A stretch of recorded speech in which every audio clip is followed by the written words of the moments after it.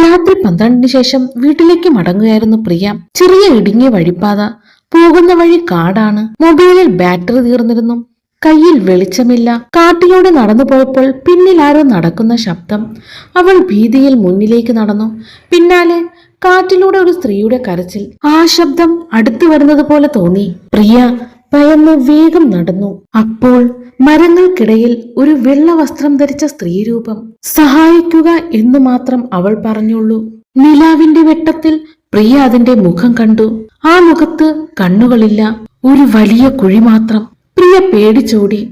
പുറകിൽ ചങ്ങലയുടെ ശബ്ദം. ഓടി അവൾ വീട്ടിലെത്തിയപ്പോൾ അമ്മ ചോദിച്ചു, "നീ എന്താ ആകെ വിയർത്തിരിക്കുന്നത്?"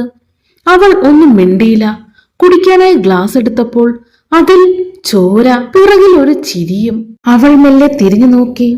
പുറകിൽ നിൽക്കുന്ന രൂപം കണ്ട് അവൾ ഭയന്ന് വിറച്ചുപോയി.